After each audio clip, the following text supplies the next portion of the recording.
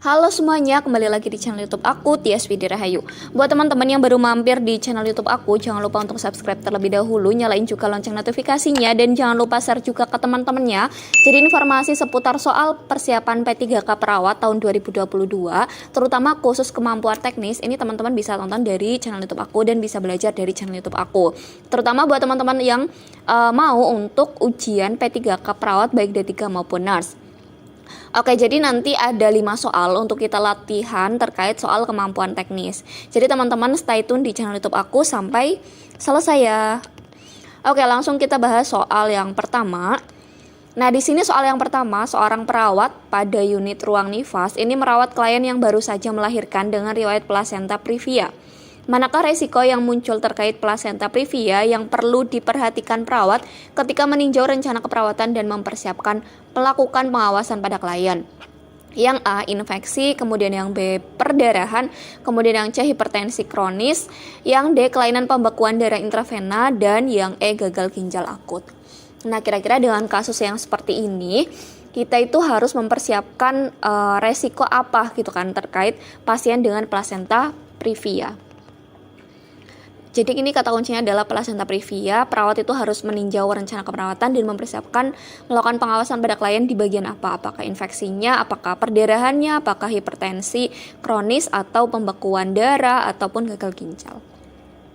Nah, di sini karena di sini pasiennya itu baru saja melahirkan, otomatis yang lebih diperhatikan adalah terkait perdarahannya. Adalah kata kunci di sini, dia itu baru saja melahirkan dengan plasenta previa.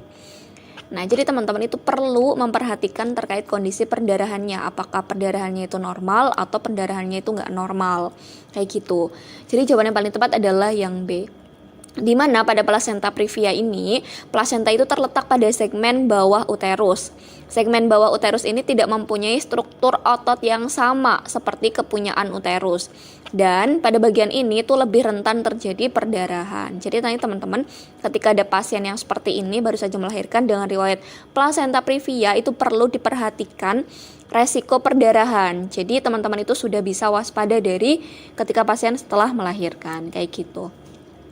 Oke, ini silakan untuk dipahami kembali, boleh juga untuk dicatat sehingga nanti teman-teman bisa latihan dari channel YouTube aku setiap soal yang aku share. Oke, kita lanjut berikutnya. Nah, di sini aku juga membuka bimbel untuk persiapan P3K Perawat tahun 2022. Nanti teman-teman bisa langsung kontak WhatsApp aku ya di sini. Ini langsung WhatsApp, jadi teman-teman nggak perlu telepon ke nomor HP ataupun SMS karena ini khusus WhatsApp. Ya sebenarnya aktif sih itu nomor telepon maupun SMS itu aktif, tapi aku nggak punya pulsa, jadi ini teman-teman bisa langsung ke WhatsApp aku aja.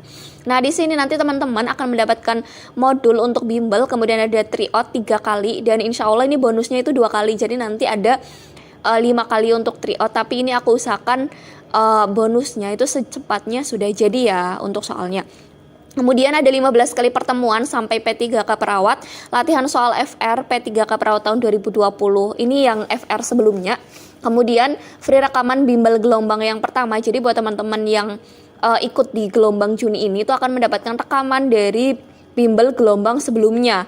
Kemudian ada rekaman Zoom jika nanti teman-teman berhalangan hadir, semisal dinas, malam, ataupun waktunya itu tidak sesuai dan teman-teman misal ada acara, teman-teman nggak ikut nggak apa-apa, nanti akan mendapatkan rekaman Zoom dan itu nanti aku upload di YouTube khusus teman-teman yang bimbel.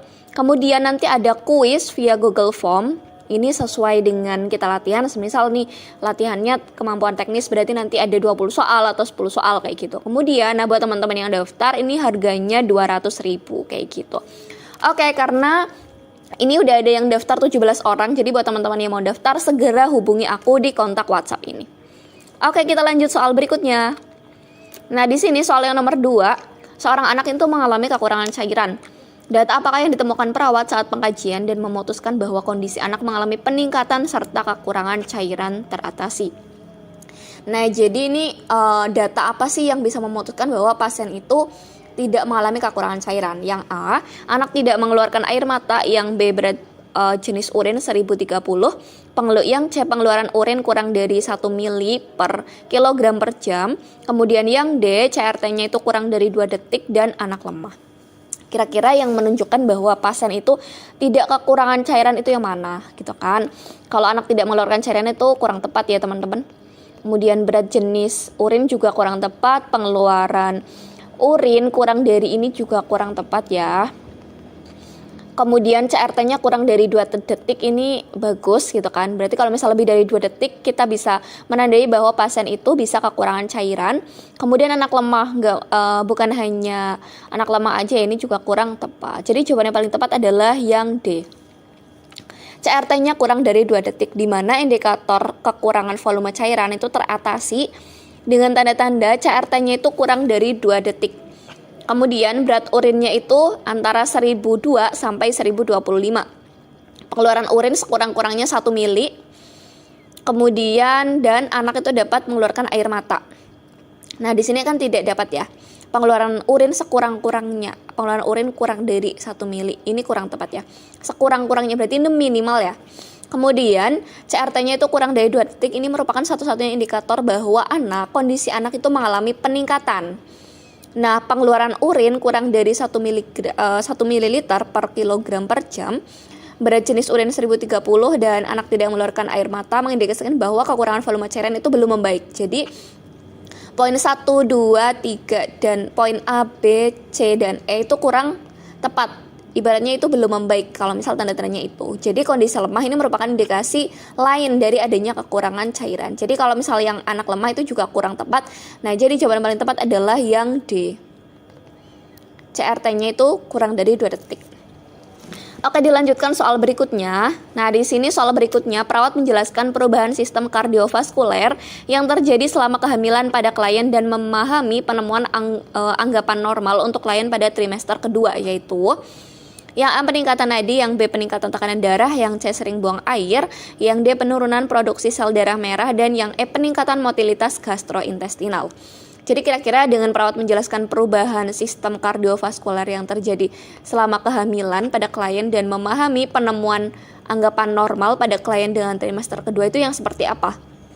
Apakah nadinya, peningkatan nadi, tekanan darah, kemudian sering BAB, BAK, buang air kecil, kemudian penurunan produksi sel darah merah, ataupun peningkatan motilitas gastrointestinal. Nah, di sini jawaban yang paling tepat adalah yang A ya teman-teman. Peningkatan nadi. Pada masa antara 14 dan 20 minggu kehamilan, nadi itu meningkat antara 10 sampai 15 detak per menit. Kemudian yang akan berlanjut sampai akhir kehamilan, pilihan B, C, dan D. B, C, dan D ini benar selama kehamilan, yaitu tekanan darah biasanya sama seperti sebelum kehamilan, namun secara bertahap menurun sampai 20 minggu kehamilan. Selama trimester kedua, tekanan distol dan diastol ini menurun sekitar 5 sampai hingga 10 ml. MMHG, konstipasi dapat timbul akibat penurunan motilitas pada sistem pencernaan atau tekanan dari uterus. Selama masa kehamilan terjadi juga peningkatan produksi sel darah merah. Jadi di sini perawat menjelaskan perubahan sistem kardiovaskuler yang terjadi selama kehamilan pada klien dan memahami penemuan anggapan normal pada trimester kedua, yaitu pada jawaban yang A, peningkatan nadi. Oke, dilanjut soal berikutnya. Nah, di sini perawat manajer melakukan rapat pertamanya. Ia menyapa staf dan menyampaikan bahwa ia ditunjuk untuk meningkatkan mutu. Manajer itu menunjukkan rencana yang ia buat dan menyusun daftar tugas dan aktivitas mana tiap staf harus melaksanakannya. Sebagai tambahan, ia meminta seluruh staf untuk melaporkan adanya masalah secara langsung. Apa tipe kepemimpinan dan pendekatan yang dilakukan oleh manajer? Perawat manajer tersebut apakah yang A, autokratik, B, situasional, yang C, demokratis, yang D, license free, kemudian yang E, kombinasi autokratik dan demokratik. Kira-kira dengan perawat manajer itu melakukan rapat pertemuan pertamanya, ia menyapa staf dan menyampaikan bahwa ia ditunjuk untuk meningkatkan mutu. Manajer itu menunjukkan rencana yang ia buat dan menyusun daftar tugas dan aktivitas mana tiap staf harus melaksanakannya. Sebagai tambahan, ia meminta seluruh staf untuk melaporkan adanya masalah secara langsung. Kira-kira tipe apa gitu. Nah, jadi di sini jawaban yang paling tepat adalah yang A, autokratik, di mana seorang pemimpin autokratik ini mengontrol dengan kuat dan membuat keputusan dan menyelesaikan semua masalah. Seorang autokratik ini cenderung mendominasi dalam kelompok dan memerintah daripada mencari saran atau masukan. Pada situasi ini, manajer menyampaikan masalah peningkatan kualitas pada staf, kemudian merancang rencana tanpa masukan, dan meminta setiap masalah dilaporkannya pada dia secara langsung. Jadi ini jawaban yang paling tepat adalah yang A, autokrotik. Oke, soal berikutnya, perawat di ruang gawat darurat diberitahu bahwa banyak korban selamat dari kecelakaan pesawat akan dikirim ke rumah sakit. Korban mengalami kedinginan karena pesawat jatuh ke sungai. Apa tindakan awal yang harus dilakukan perawat? Yang A, memanggil perawat supervisor untuk mengaktifkan prosedur respon bencana. Yang B, menambah suplai air, steril dan normal salin di ruang trias. Kemudian yang C, memanggil ICU untuk mengirim perawat ke ruang gawat darurat. Dan yang D, memanggil departemen laundry dan meminta agar disediakan banyak selimut hangat di ruang gawat darurat. Dan yang E, melakukan rapat dengan tim kesehatan.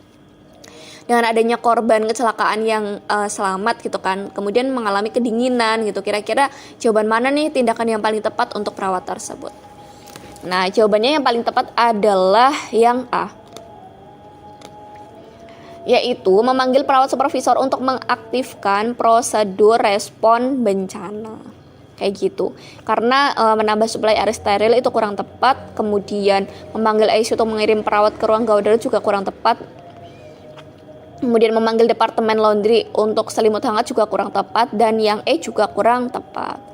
Nah, di mana pada bencana eksternal banyak orang dibawa ke ruang gawat darurat untuk mendapatkan perawatan. Tindakan awal yang harus dilakukan perawat adalah mengaktifkan prosedur respon bencana. Oke, mungkin segitu aja penjelasan dari aku. Ada 5 soal. Nanti kalau misal ada jawaban yang kurang tepat atau ada